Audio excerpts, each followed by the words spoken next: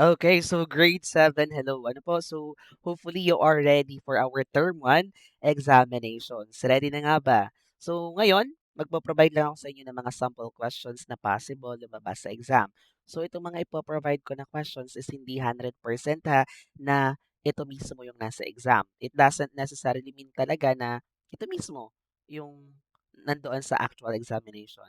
Nakadepende pa rin po yung ating mga questions sa covered topics natin na na-discuss ni teacher. Kung ano yung diniscuss ni teacher after summative 2, yun yung possible na isama niya sa term 1 examination. Kasi si teacher naman, hindi naman magbibigay ng mga tanong, okay, doon sa mga topics na hindi naman niya na-discuss, di ba? Okay.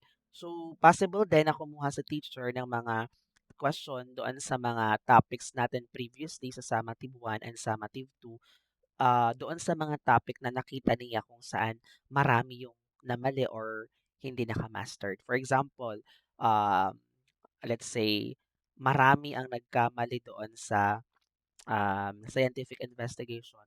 Marami yung nakita niya na wrong answers on the different questions for that certain competency. So, possible si teacher kumuha doon ng questions. Okay? So, yung ating focus ngayon lang na topics is yung prescribe. Prescribed topics na nakalagay sa ating curriculum mismo. Kakaintindihan, pero alam ko naman na hindi ito masusunod ng ilan kasi nga meron tayong mga class interruptions or class suspensions. Ayan, so ito yung ating topic ngayong term 1 examination, the compound microscope. Hopefully, na-discuss natin yung mga parts, the function of the different parts of the microscope. Together, we will include the questions from unicellular and multicellular organisms. Na-discuss na naman natin yon. And then, yung pinaka-highlight is about the plant and animal cells. Okay, so yun po yung ating mga pagkukuhaanan na topic. Okay. And then, habang ako'y nagbibigay ng questions ngayon mga anak, okay, ang bilin ko lang, don't just memorize the answers ha. Try to understand the concepts behind its question. So, balikan natin yung mga topics na, okay, katulad ng question na ibibigay ko ngayon because your teacher may ask the same concept in different way during the examination, di ba? Okay, so dapat prepared tayo. So concept yung aaralin natin, i-master natin at the question. Okay, so let's see how much to remember from our previous lessons and then let's begin our review. Note, these are sample questions only. They are provided as a reviewer and reference material to help you prepare for the examination. These questions are not guaranteed to appear in the actual exam. Use this reviewer as a guide to understand and review the important concepts covered in the lessons. Okay, so are you ready? Okay, so for question number 1. What is the main purpose of a laboratory equipment? Okay, ano ba yung main purpose ng mga laboratory equipment, ng mga laboratory apparatuses na ginagamit natin sa laboratory? Like for example, microscope, we also have beaker, graduated cylinder, test tube. Ano yung purpose ng mga yan? To decorate the laboratory, to help scientists observe and investigate, to store food, or to play games. Siyempre, it's letter B. Hindi pwedeng pang dekorasyon lang yan sa laboratory. Hindi rin naman imbakan ng pagkain or gamitin lang sa paglalaro. So, it helps scientists to observe and investigate certain things. Okay, napaka-clear. Grade 7, ano? So, kumbaga parang logic lang ito. Common sense, di ba? Yung ating question. Number 2. Which laboratory equipment is used to measure liquid volume accurately? So yung ating keyword, dapat marunong kayo maghanap ng keyword mga anak. Sa question, laboratory equipment yung ating tinatanong at meron tayong keyword doon, volume of a liquid. Okay, so volume of a liquid. So mag-iisip tayo ngayon mga anak ng isang laboratory apparatus na may mga linya or mga sukat-sukat. Okay, so yung beaker, may mga possible na beaker na may mga sukat din. Okay, pero okay, mostly ginagamit ang beaker saan? Sa pang-mix container siya para i-mix yung isang substance or yung isang solution. Pwede rin gamitin yan sa to heat substances. Ano? So, standby muna siya. Thermometer. Though may mga lines din siya yung parang measurement, hindi naman siya ginagamit for to measure the volume. Ginagamit siya to measure the temperature, right? What about balance scale? Balance scale. lalo naman ito'y hindi. Though meron siyang measurement dun sa gitna niya, ang balance scale ginagamit natin to weigh, para magkuha natin yung mass ng isang bagay, yung bigat. So, ang pinakaangkop dito is yung ating graduated cylinder. Bakit? Ito'y merong mga measurement din na nakalagay, pero it is commonly used. Okay, commonly used laboratory apparatuses to measure the volume of a liquid accurately. Okay, so punta tayo sa graduated cylinder. Ayan. So, number three, which equipment is used to measure temperature? So, nasabi ko na naman kanina, pag sinabi namang temperature, yun yung clue word natin. Okay, hindi naman pwedeng microscope because we all know the function of microscope, right? Ang microscope ginagamit natin para makita natin yung maliliit na bagay. Yung funnel, yung parang triangle na may mahaba sa pababa. Ginagamit naman natin yun para maging maayos yung pag-transfer ng liquid. Dropper, hindi naman pwede. Okay, nakita na kayo ng dropper, yung para ginagamit din ito to transfer small amount of liquids, okay, or certain amount of liquids. So, the best answer here is thermometer. So, alam ko naman na familiar kayo sa thermometer, especially pag nagkakasakit kayo, di ba? Nagkuha tayo ng mga digital thermometer, etc. para to really check, okay, our body temperature. Ayan. So, which laboratory equipment is commonly used for mixing and heating liquids? O, nabanggit ko na to kanina for heating liquids. Mixing and heating liquids para haluin at pagpainit. Hindi naman pwedeng microscope kasi pag nilagay mo yan sa apoy, naku, masisira yan. Balance scale, alam mo namang hindi kasi pagkuha yan ng masses or mass ng bawat object. Hindi naman pwedeng test tube din. Though ginagamit yung ibang test tube to heat certain substances, pero mas maganda na yung gagamitin natin is beaker, especially when it comes to mixing, para ma-steer natin. Kasi diga sa mixing, gumagamit tayo ng iba't ibang object, okay, para ma-mix ng ice. Like for example, steering rod. Eh yung ating test tube, pag nilagay natin ng steering rod, napaka-narrow. Unlike sa beaker, medyo wide or broad yung kanyang, uh, what do you call this, yung kanyang bibig, okay, yung kanyang pinakaibabaw. So, ma-steer natin ng ayos. So, ang best answer dito is beaker. Okay, what is the main function of a microscope? Nasabi ko na din right earlier in our question. So, A, to measure temperature, to measure mass, to observe very small objects, or to measure liquid volume. So, dapat marunong kayo magbura anak or mag-delete ng mga choices na hindi naman talaga dapat doon. Like for example, to measure temperature, alam naman natin na yan, that's for thermometer. Okay, to measure mass or for balance scale, to measure liquid volume for graduated cylinder. So for this purpose, the microscope is used to observe what? Very small objects. Ayan. So sige. Next question. Which type of microscope uses more than one lens? Okay, ito naman yung type daw ng microscope na gumagamit ng more than one lens. Okay, so ano yan? Simple microscope. Ito yung pinakaunang mga microscope na ginamit ng mga scientist. Ano? Okay, letter B, we have compound microscope. We have compound microscope. Ano po? So, ito yung ating pinag-aralan. Inisa-isa pa natin yung parts nito, right? We also have hand lens. Okay. And then magnifying glass. Okay, nakita na kayo ng magnifying glass. So actually, the correct answer here is compound microscope. So meron itong two lens. Yung ating, um, what do you call this? Eyepiece. Okay, yung ating kung saan tayo nakikita. And then, yung ating objective lens. Ano po, or objective lenses na may maraming, what do you call this? Levels or resolution. Okay, so yung high power, middle, and then the low power. Okay, so ang ating tamang sagot dito is compound microscope. Okay, tanda na. Gumagamit siya ng more than one lens. Next, which microscope part is where you look through? O, saan tayo tumitingin naman? Okay, anong part daw ng microscope kung saan ka tumitingin para makita mo yung actual image ng ating specimen? Okay, of course, titingin tayo sa eyepiece. Hindi naman pwedeng sa stage. Ano yun? Direkta tayo sa stage, sa base lalo na, hindi naman sa ilalim, sa diaphragm lalo namang hindi. Okay, which microscope part holds the slide in place? Okay, yung ating slide mga anak is yun yung ating specimen na ating i-observe. Okay, yung ating mga slide made of glass, nakalagas talaga siya sa glass.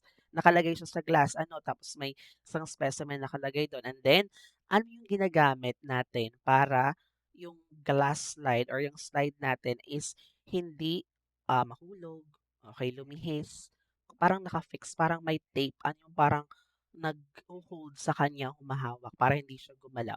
Stage clips, arm, nose piece, or body tube. Siyempre, yung ating stage clips. Okay. Next, which part controls the amount of light passing through the specimen? Ano yung taga-control ng light? Actually, common dito ang ginagamit sa mga compound microscope. Okay, it's correct diaphragm, which is nandun yun sa parang lower part ng ating microscope. Okay? Next, which adjustment knob is used for rough or initial focusing? Yung ating initial focusing, rough, okay, nandun yung clue word rough or initial focusing. Okay, ano sa anong knob yung ginagamit natin? So, knob ang tinatanong, burahin na natin yung nose piece and diaphragm kasi hindi na yon kasama sa choices. Ang pagpipilian lang natin dito is it's either letter A or letter V. V talaga, letter B. Okay, so ang tamang sagot dito mga anak ay coarse. So, tandaan nyo lang yung rough. Okay, coarse. Di ba pag coarse, yung mga coarse surfaces, parang rough. Okay. So, but it's not the idea ha. Okay, ang ating tinitingnan, gusto kong makuha lang ninyo yung parang keywords. Okay, tandaan natin. But remember, ito yung knob na ginagamit natin for initial focusing. Okay, next, we also have this one. Which adjustment knob is used to make the image sharp and clear? Sharp and clear mga anak. So dito, ang gagamitin naman natin na knob is kung yung course is for rough or initial focusing, ito namang knob na 'to ay ginagamit for sharp. Talagang malinaw na talaga yung kuha ng mga image or yung ating ma-observe na specimen dun sa microscope. It's fine adjustment knob. Okay, fine adjustment knob. Smooth focusing ito. Okay, what is the correct way to carry a microscope? Paano ba or ano yung tamang way pag dinadala dapat natin yung microscope? Possible lumabas ito. Yung mga parts na na-discuss ko, okay, yun lang yung mga possible ha. Pero, wag lang doon magfo-focus. Doon sa mga nabanggit kong parts, pag-aralan din, balikan yung different parts of the microscope and then the different function of it. Ano po? Okay. So, yun lang ay mga sample. Okay, next. Ito, possible ito lumabas na question sa exam. Kung, okay, kung talagang nag-discuss tayo sa microscope. Kasi dapat malaman natin what is the correct way to carry a microscope. Ano ba yung tamang way para dalhin natin yung microscope, especially kung ibabalik natin sa mga cabinets. Hold it in the eyepiece. Okay, yung eyepiece natin natatanggal. So, kung sa eyepiece mo siya hahawakan, possible malaglag siya, mabasag. Hold it by the stage, dun sa stage. Napakadelikado din doon. Okay, use two hands, one on the arm and one on the supporting base. So, yung isang kamay daw, i-hold natin dun sa arm, yung parang nakabaluktot doon. And then, yung isa naman ay sa base. Yung base ay yung ilalim. Yung ginagamit ng microscope para siya makatayo. Okay, yun yung base, doon daw hahawakan yung isa. Or carry it with one hand. Aba, one hand lang. Kaya ko to one hand. Magaan. Okay, hindi po. So, ang tamang sagot po is letter C. This is the proper way. Ano, gagamit tayo ng dalawang kamay. Yung isa ay ihahawak sa arm ng microscope at yung isa naman ay nasa ilalim ng ilalim or yung base. Parang plastic na takot tayong mabutas yung ilalim. 'Di ba? Okay. Next, which action is unsafe when using microscope? Possible din itong lumabas kasi tatanungin natin, though ito lang yung mga sample ha, marami pa rin si teacher na broad, okay, broad questions about unsafe action. Okay, when using a microscope. Ano? So, dito lang sa ating question, alin dyan yung hindi tama or delikado sa paggamit ng microscope? Starting with the low power objective, it is correct. Tama yan. Okay, tama yung letter A kasi when using a microscope, lagi tayong magsisimula sa low power objectives. Hindi agad-agad excited, anak, pinaghihipihit yung ating objective lens. Okay, carrying the microscope with two hands, it's correct din. Yung isa ay sa arm, yung isa naman ay sa base. Or touching the lenses with your fingers. Ay, ang dumi. Kailangan kong burahin or medyo malabo. Hahawakan mo yung lenses. or cleaning lenses with lens paper. Tama yun, prescribe yun.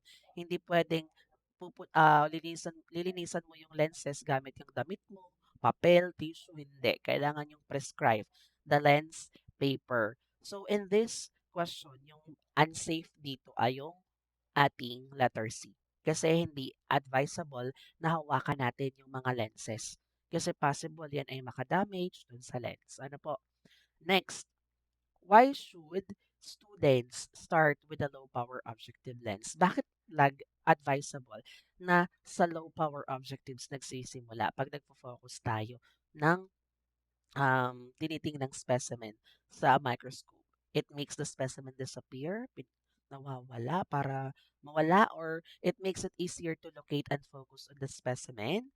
It damages the slide. It prevents magnification. Actually, here is letter B. Nagsisimula tayo sa low power objective lens para mas mapadali sa atin, okay, na malocate natin yung um, what do you call this, specimen, madali tayong makapag-focus. So, kung ayos na, pwede nating itaas. Okay, in the next, ano?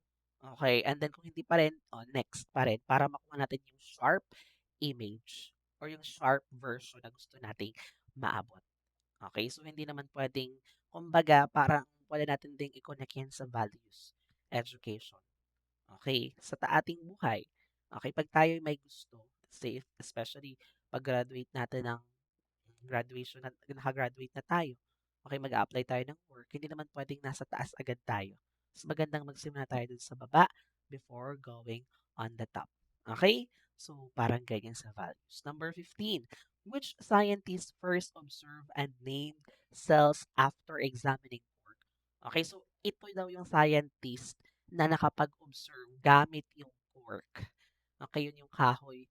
Okay, nung tiningnan niya sa under or sa microscope, nakakita siya ng parang mga, okay, mga cells. Okay, it's like a cell sa kanilang monastery. Ano po? Okay, so A. Rudolf Virchow. Oh, Theodore Swan, Robert Hooke, Matthias Leiden. Sino kaya? Correct, it's Robert Hooke. Hindi naman po pwedeng si Rudolf Virchow or si Rudolf Virchow. Bakit?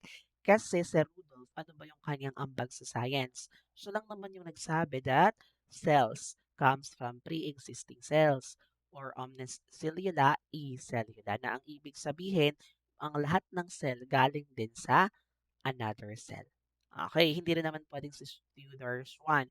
Kasi si Theodore Swan, ang ambag niya sa cell theory is that he said that all animals is made up of cells. Hindi naman pwede rin si Matthias Sladen. Kasi si Matthias Sladen, ang sinabi niya is all plants is made up of cells na aalala. So, pag ang tanong ay kung sino yung nag-name, okay, or nakapagsabi ng word na cells, okay, it's Robert Hooke. Okay, next. What did Matthias Leiden conclude from studying plants? Okay, so si Matthias Leiden ay isang botanist na nag-aaral sa mga halaman. So, after several studies, ano yung kanyang naging conclusion sa kanyang pag-aaral? That all animals are made up of cells. So, hindi na yung choices na yan kasi ang tanong ay about sa plants na punta sa animals. Letter B, all plants are made up of cells. Pwede. All cells come from pre-existing cells. Lalo namang hindi kasi ang nagsabi niyan ay si Rudolf Virchow. Cells cannot reproduce. It's impossible. So, cells cannot reproduce. Actually, cells divide. Okay, nagda-divide yung mga yan. So, ang tamang sagot dito is letter B, that all plants are made up of cells. Yun yung sabi ni Matthias Staden. So, kung meron tayong parang mag-iisip talaga tayo, marunong tayo mag-eliminate ng choices. Ang tanong ay sa plants, letter B lang yung about sa plants dyan. 'Di ba? Okay. Or yung letter C, pwede naman din, pero okay, medyo hindi siya kay Matthias Sladen. Ano po? Next, what did Theodore Schwann contribute to cell theory? Actually, mga anak, para hindi kayo malito kay Matthias Sladen at Theodore Schwann, okay, meron akong technique dito. Actually, ginamit ko ito nung nag-board exam ako. Okay, nung nag-board exam ako. Kasi ito talagang dalawang ito, nalilito ako talaga kay Matthias Sladen and Theodore Schwann, especially kung marami akong pinag-aaralan. Okay, so kasi si Matthias Sladen, ang sinabi niya, all plants is made up of cells. Si Theodore Schwann, all animals are made up of cells. So letter ano na to? It's letter B. Okay, so para hindi kayong malito dyan, tandaan niyo yung apelyido ni Swan. Okay, swan. Ano ba ang swan? It's an animal. So, yun ang tinatanda. Doon nakakatawang parang isipin na gano'n yung aking way para i-memorize siya. Okay, natatandaan ko siya. Okay, basta yung apelyido na Swan, animals yun. Kaya 'pag narinig ko si Theodore Swan, ang tanda ko is all animals are made up of cells. Pero yun ay ano pa, nung ako'y magte-take ng board exam. Okay, so next, what did Rudolph Virchow propose? Ano naman yung pinopose ni Rudolph Virchow dito? Okay, so all cells come from pre-existing cells? Yes, it is. So yun yung pinopose niya, na lahat ng cell galing sa another cell. Okay, so yun ang kanyang sinabi. Letter B, plants do not have cells. Aba, mali yun. Animals do not have cells, lalong mali.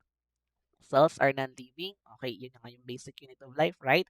So the correct answer here is letter A, that all cells come from pre-existing cell, or in Latin, omnis cellula e cellula. Okay. Next, what is the basic unit of life? Ayan, nasabi ko na sa inyo.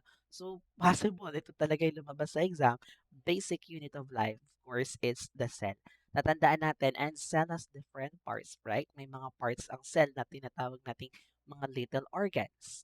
Okay, so hopefully nakaabot tayo doon. Ano nga pag-tissue? Pag-tissue mga anak is a group of cells that work together to perform similar functions. Pag sinabi naman nating organ is a group of tissue. Okay, and then organ system is a group of organs. Okay, next. Which cell part controls the activities of the cell? Ano yung part daw ng cell na nagpo-control? Parang, oy, master, bossing. Okay, ganun no. So, anong part daw ng cell yung nagko-control sa buong activities ng cell? Is it the cytoplasm, the nucleus, the cell membrane, or the vacuole? Of course, it's the nucleus. Okay, the control center of the cell. So, tandaan natin, nucleus, the one that controls the activities of the cell. Okay, which cell part is a jelly-like substance? Ito daw ay parang jelly, yung liquid na nasa loob ng cell. Okay, or ang tawag pa nga natin is, it is a part of the cell where all organelles are embedded. Parang nandun lahat ng organelles. So, ano yung jelly-like substance na yon? Cytoplasm, nucleus, cell wall, or chloroplast? Actually, it's cytoplasm. Hindi din pwedeng nucleus kasi kakasagot lang natin, nucleus is the control center of the cell, or it controls all the activities inside the cell. Hindi rin naman pwedeng cell wall kasi ang cell wall is a protected layer, or not a protective, rather, a protective layer of a cell, is to be specific in plant cell. Okay, we also have chloroplast, lalong hindi kasi yan yung site. Pag narinig natin yung chloroplast, site of photosynthesis. So, hindi na yun talaga yung gel-like substance. Ano? So next, which structure controls what enters and leaves the cell? Or tinatawag din siyang semi-permeable membrane. Para siyang yung gate, gwardiya ka. Bawal ka pumasok, bawal ikaw naman yung lalabas. So may mga ganong instances na nagko-control. Kaya nga sinawag siyang semi-permeable because it controls what enters and leaves the cell. Nucleus, hindi rin. Cell wall, cell membrane, or mitochondria. Hindi rin yung mitochondria kasi siya yung powerhouse of the cell na gagawa ng energy. What energy? ATP.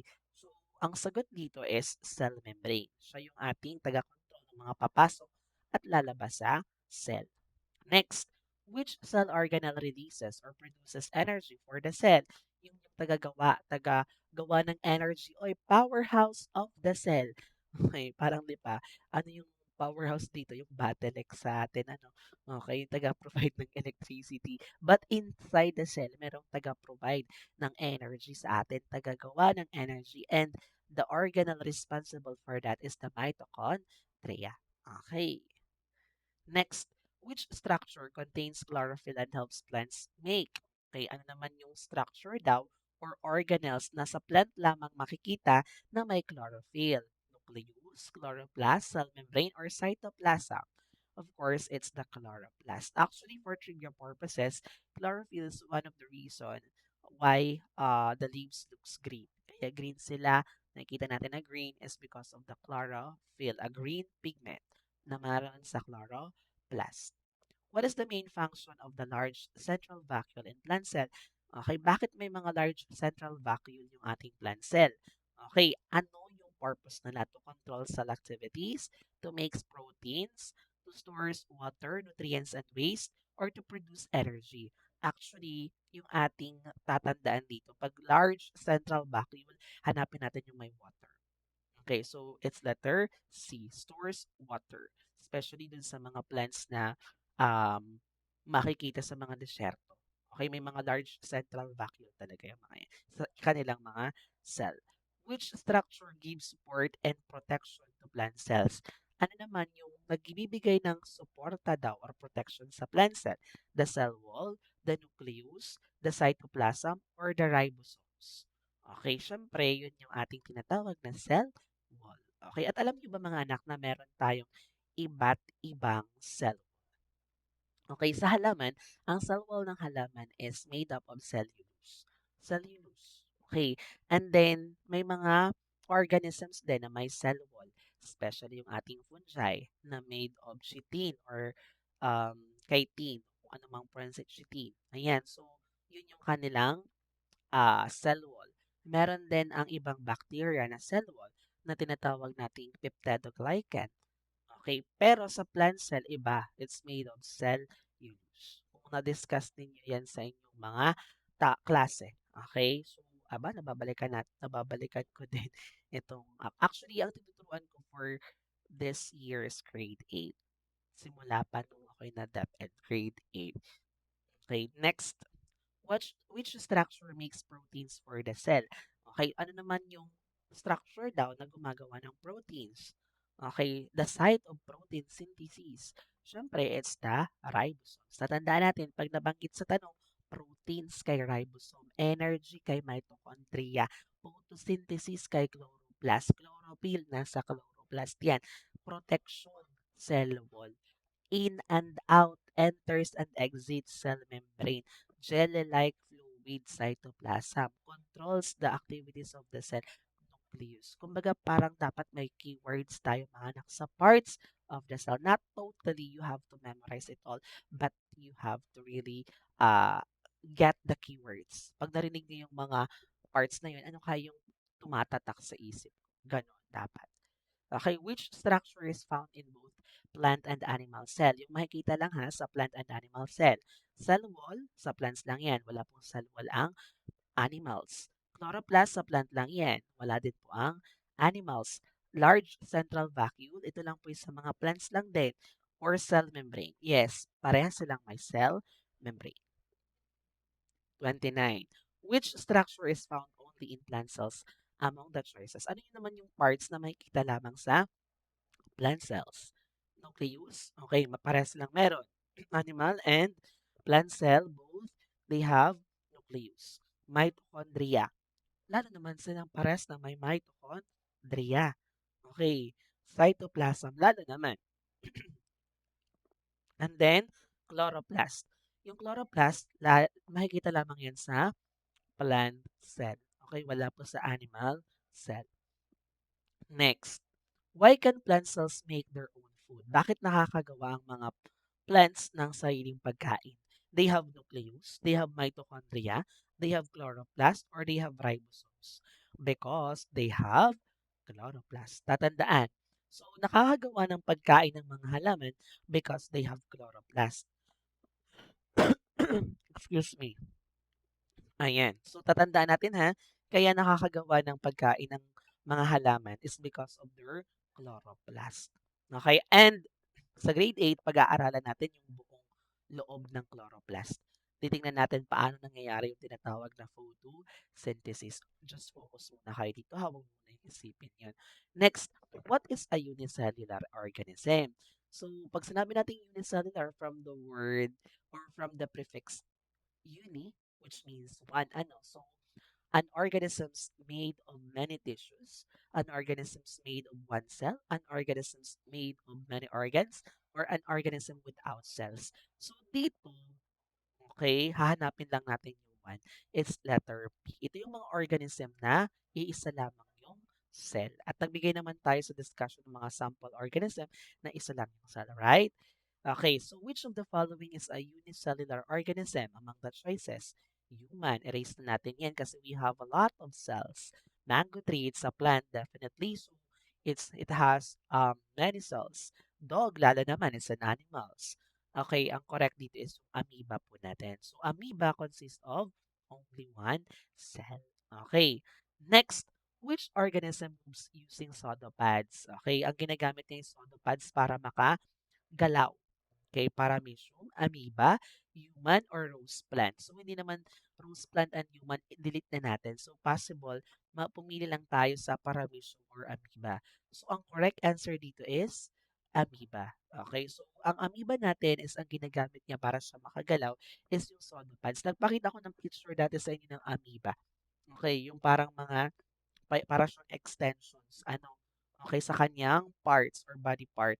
Okay, yun yung ginagamit na niya para siya ay makagalaw. Okay, next, which organism moves using cilia? Ito naman yung parang hair-like projection. Cilia, amoeba, paramecium, bacteria, or yeast.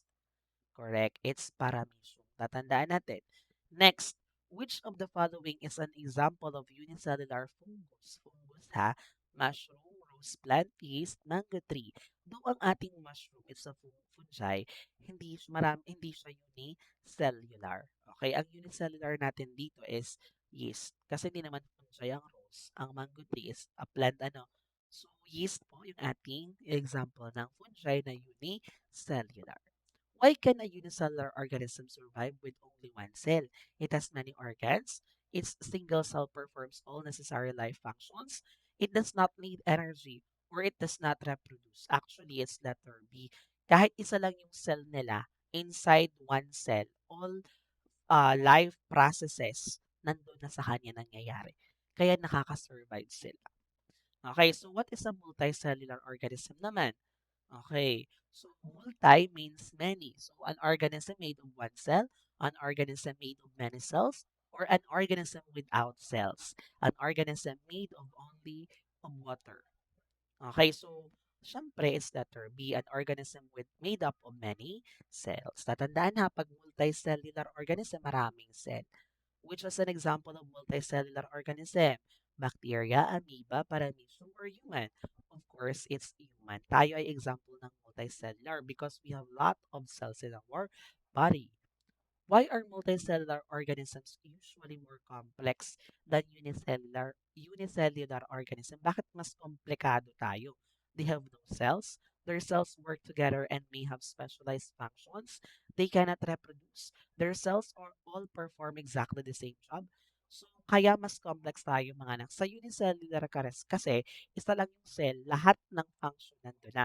Sa atin namang mga multicellular, ang mga cell natin may kanya-kanyang function. Like for example, sperm cell and egg cell lang, ang function nila is for reproduction, di ba? Okay, yung ating skin cells, sa skin lang talaga, blood cells. Okay, so may specific function, hindi pare-parehas yung function. Na yung isang life processes or may kanya-kanyang cells na gumagawa. Okay, so kaya mas komplikado tayo. So which statement correctly compares plant and animal cells? Animal cells have cell walls and chloroplast, lalong mali kasi yan ay sa plant cell lang. Plant cells have no nucleus, lalong mali. Plant cells have cell walls and chloroplast while animal cells do not. Pwede. Okay. Plant and animal cells have exactly the same structures, not totally. So, ang correct dito yung letter C. Okay. Next, which statement? Okay. So, yung 41 to 50 mga anak na questions, kinuha ko ito doon sa mga topic natin previously na possible kuhanan ni teacher. Okay, ng question. Kasi baka maraming na mali. So, balikan natin yung ating topic na particle model of matter. Sige, magtatanong lang ako. Which statement is part of the particle model of matter? Okay, matter is made of only visible objects. All matter is made up of tiny particles. Only solids are made up of particles. Particles do not occupy space. Siyempre, letter B. All matter is made up of tiny particles. Okay, natatandaan pa yung model? What happens to gas particles when perfume spreads across a room? Pag nag-spray ka ng perfume sa room, anong mangyayari sa gas particles? They remain in one place, they move and spread in different directions, they become solid, or they stop moving. Actually, they spread, mga anak. Kaya nga pag nag-spray ako ng pabango, let's say nag-spray ako sa unahan, maaamoy ng mga nasa likod because gas particles spread in different directions. And we discuss, okay, sa particle motion, that particles constantly move, gumagalaw. Even the particles in solid, they are moving through vibrations. Okay, next. What change of state occurs? Okay, ano naman yung mga phase changes? Naaalala pa? What change of state occurs when ice turns into water? Dapat alam pa, ice turns into water. It's melting. Pag yung ice naging water ulit, natunaw, eh syempre melting yun. Ano? Pag freezing naman, yan ay liquid to solid. Okay. And then marami pa tayo like condensations, deposition, evaporation, sublimation, and then deposition. Okay, so hopefully mabalikan natin yan ano. So yan lang naman yung mga possible.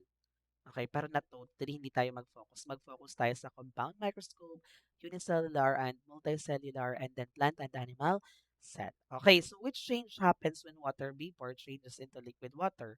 Evaporation, melting, sublimation, or condensation?